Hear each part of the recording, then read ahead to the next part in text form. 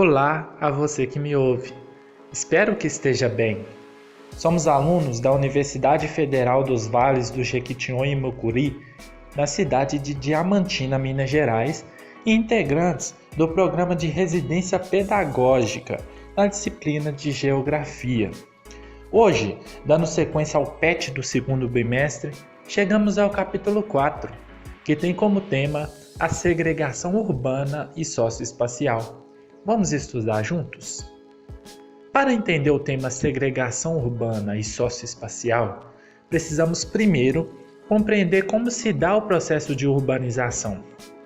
Podemos definir urbanização como o crescimento das cidades, tanto em sua população quanto em sua extensão territorial. É o processo em que o espaço rural torna-se um espaço urbano, por meio da migração das pessoas do campo para a cidade. Vale destacar que o urbano não se restringe somente à cidade, mas é principalmente nela que ele se materializa. Por essa razão que sempre associamos o processo de urbanização ao crescimento das cidades em relação ao campo.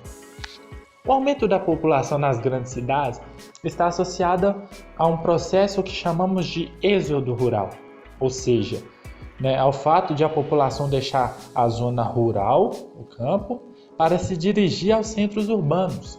E quase sempre a sua motivação é buscando as melhores condições de vida. No Brasil, por exemplo, a partir dos anos de 1970 até a atualidade, o êxodo rural se tornou uma marca muito forte no processo de urbanização do território. Devido ao grande e acelerado crescimento das cidades, alguns problemas podem ser observados, e um deles é o processo de segregação urbano e socioespacial, que é o nosso tema de hoje. Bom, toda cidade ela tem um espaço urbano fragmentado, ou seja, dividido, e com uma diferenciação em sua forma e sua função. Em muitas cidades, principalmente nos grandes centros urbanos, existem diversos centros dentro de um mesmo espaço urbano. Como que eu posso explicar isso para você? Existem alguns centros que são comerciais, que eles concentram muitas lojas, muitos comércios, né? Existem os centros industriais, que são aqueles bairros onde estão presentes muitas indústrias. Existem os bairros que são de lazer, onde estão clubes, onde estão quadras de futebol, de futsal. Existem também muitos residenciais, ou seja, aqueles bairros onde moram pessoas predominantemente, onde não tem muitos comércios, onde não tem muitos outros aspectos, que ali são residenciais, servem para moradia e etc. Então, dessa maneira, o espaço urbano ele vai a cada dia mais se fragmentando, ou seja, ele vai se dividindo e se organizando de uma forma muito bem definida. A cidade ela se divide muito no aspecto econômico, mas não somente nele é que é dividida, mas também no aspecto social.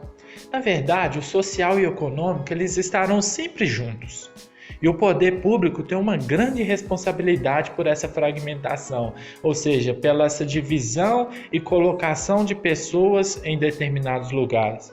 Assim, determinamos os espaços das cidades que possuem melhores condições de infraestrutura e outros não. Algumas partes das cidades recebem bom tratamento de esgoto, rede de água, iluminação pública, transporte coletivo de qualidade. Já em outras partes, a população que mora naquele lugar não tem asfalto, muitas vezes não tem coleta de lixo, tratamento de esgoto, água encanada. E, logicamente, os bairros, os lugares com melhores condições de infraestrutura, serão mais valorizados economicamente e eles se localizarão muito mais próximos do centro da cidade. A população mais pobre não consegue residir nesses locais onde tem uma boa infraestrutura por não conseguir comprar ou até mesmo alugar uma casa nesse bairro valorizado. Então, espacialmente, os bairros menos valorizados eles estão localizados na periferia da cidade.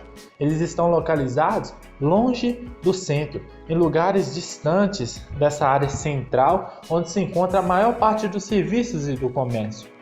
Então, esse conjunto de fatores é denominado de segregação socioespacial, ou seja, cada atividade é colocada em um lugar específico. Camadas da população são levadas a morar em lugares distantes, com dificuldade de deslocamento aos lugares centrais, seja do comércio ou do local de trabalho, além também de ser desprovido de equipamentos públicos, como os bancos, como as casas lotéricas, enfim, como aqueles locais onde você consegue resolver problemas públicos. Então esse fenômeno ele é facilmente perceptível na paisagem urbana. Para se ter um exemplo, é só você olhar para a sua cidade e ver como que está ocorrendo essa segregação socioespacial. A segregação urbana, como podemos ver, revela as contradições econômicas e sociais da sociedade contemporânea e sobre o espectro do espaço geográfico. A esses bairros menos valorizados e localizados na periferia da cidade, damos o nome de favelas. No Brasil, esse nome ficou muito popular, com o crescimento das áreas urbanas e as moradias precárias na sua periferia. Então, denominamos essas áreas precárias, onde não tem muita infraestrutura e muito cuidado estatal, de favelas ou morros, onde tem muitas casas e muitas pessoas morando, mas sem nenhum planejamento. Bom, chegamos ao fim de mais um vídeo. Espero que você tenha gostado e entendido um pouco mais sobre essa temática. Caso ficou com alguma dúvida, deixe o seu comentário aqui abaixo ou nos envie mensagens nos nossos grupos de WhatsApp.